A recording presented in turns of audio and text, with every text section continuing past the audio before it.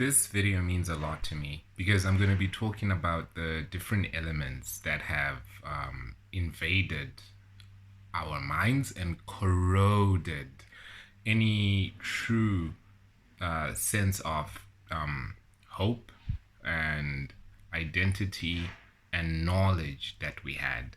And I'm going to be talking about how to break this cycle. So stay tuned. If you're feeling the vibes, don't forget to get the Lost Bantu book of the Black Jews of Africa. This particular book is free. You can get it in the link below. It explains more of the information in this video. So I'm going to start in Genesis chapter 9, and I'm going to be reading the highlighted part so that I explain the landscape from where everything starts in the sense that I'm talking about in terms of a curse of the Bantu people in particular. In another video, we can talk about the curse of humanity when they ate the tree of knowledge and good and evil. But that's a whole separate video, and that would be different. So here I'm just going to be paying attention to the highlighted areas. So verse 18, chapter 9 in Genesis reads, "And the sons of Noah that went forth from the ark were Shem, Ham, Japheth. And Ham is the father. Ham is the father. Again, Ham is the father of Canaan." All right. And then verse 22, it says, "And Ham, the father." Ham means father. And that would be clearer in another video. But Ham is the father, and that's the meaning of Ham. So Ham is the father of Canaan. So Ham, the father of Canaan, saw the nakedness of his father and told his two brethren. Without moving on to the last tag in black, it says, "And he said, Cursed be Canaan, a servant of servants shall he be unto his brethren." So to understand Canaan, we have to understand Ham, and Canaan is a child, but the person who did the deed was Ham. The father was Ham.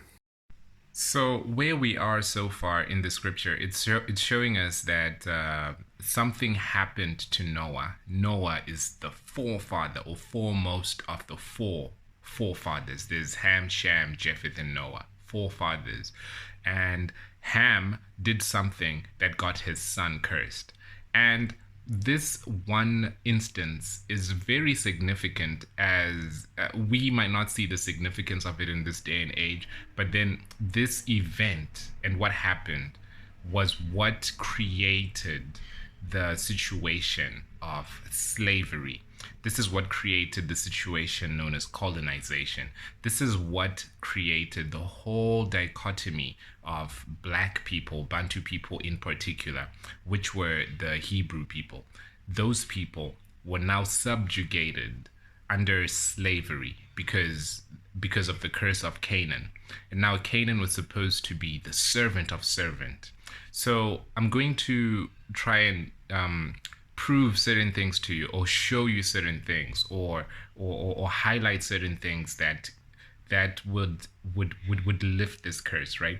And in order to do that, we have to really just understand the whole basis. So before we go over like the effect of this curse and what it is, I'm gonna go over why it's important for us to know the truth, because it's the truth that really sets us free. So in doing this, the first thing that we have just read is that the person who was cursed was not Ham himself, but then through this act of mercy, we'll call it mercy, the person who was cursed was one person who was Canaan, and his curse was recursive. All right, so now I'm going to show you the recursiveness of this curse. So in order for us to get understanding, we must first of all understand the truth. So here are the curses that God pronounced himself. So there's this curse to the serpent, all right? And then he says something to the serpent, right? And then there's this curse to the woman. And then last but not least, this is the curse that Jesus came for. This was why he is literally called the second Adam, because instead of a curse, he comes with a blessing. But now I want to explain this because I haven't heard it being explained, but I'm just going to explain the first part of the curse. And unto Adam, God said, because you have hearkened unto the voice of your wife, and has eaten of the tree of which I commanded you, saying you should not eat, cursed is the ground for your sake. Cursed is the ground for your sake. All right. And then he ends up talking about the ground again. Okay. And in the sweat of your face shall you eat bread till you return unto the ground. And everything that we eat comes from the ground. So the curse was to the ground. So let me explain this. So, the story of Adam, or the curse of Adam, shows us that it was actually not Adam himself who was cursed, but the ground that was cursed. But now the story is often told as if like man is cursed. And the reason why it's told as if man is cursed is because all man comes from the earth or comes from the ground, and all manner of life depends on the ground for survival, right? But this is not the truth as it is written in the Bible, all right? So the first way to lift this Bantu curse is to understand that it doesn't even exist in the first place. What we call the Bantu curse is a recursive is a recursion of the curse of Noah. And the reason I was emphasizing the fact that Ham is called the father, the father, the father. And the four forefathers are in this new beginning. And then they are the ones who are fathers. But in the case of Ham, he takes the role of Adam. And then Adam has a son called Cain. And then Ham has a son called Canaan. And both of these children get the curse.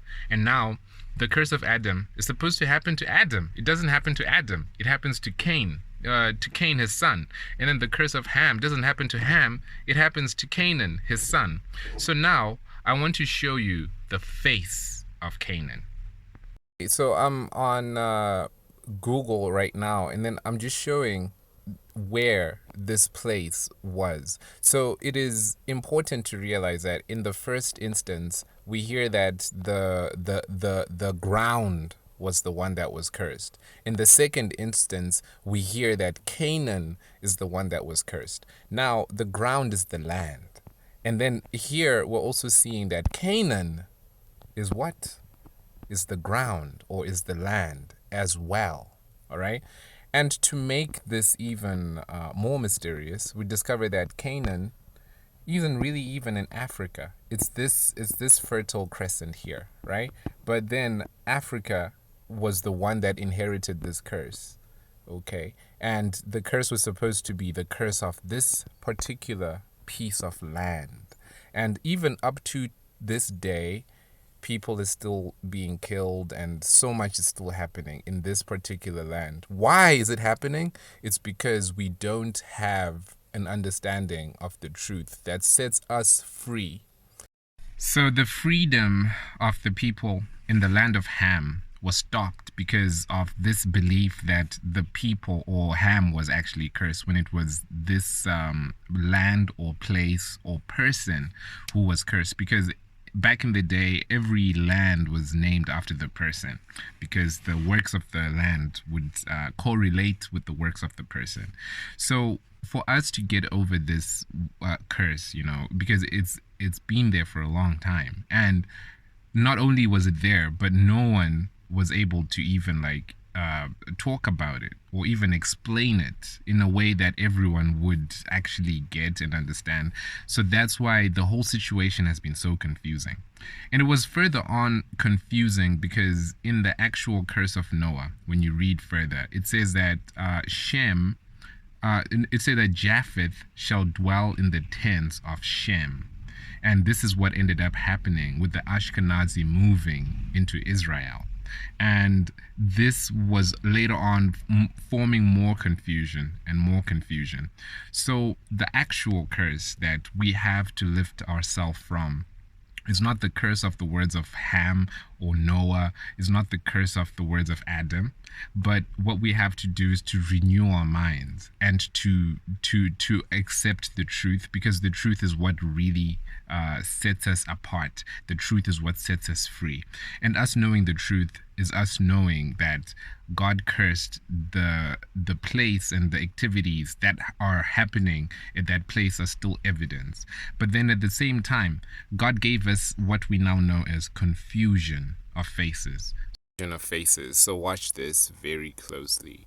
This is Daniel chapter 9 verse 8. O Lord, to us belongs confusion of face, to our kings, to our princes, to our fathers, because we have sinned against thee. So now we're confused with our own faces. You don't know if you're facing your brother or you're facing an enemy because of what was deposited within the land or within the earth of the person, which formulates the curse. So in order for us to understand the truth in reality, we have to face the reality in truth in the first place. Hosea 4:6. My people are destroyed for lack of knowledge. Because you have rejected knowledge, I will also reject thee. That you shall be no priest to me, seeing you have forgotten the law of thy God, I will also forget thy children. In order for us to break this curse, we must get knowledge. Not just any knowledge, but the knowledge of God, which is the knowledge of self. Because God is I am that I am. And this would mean that the heart, which is the four chambers of the heart, these are the four forefathers. And in our hearts, this is where the curse is to be lifted by us understanding our gifts and understanding our status.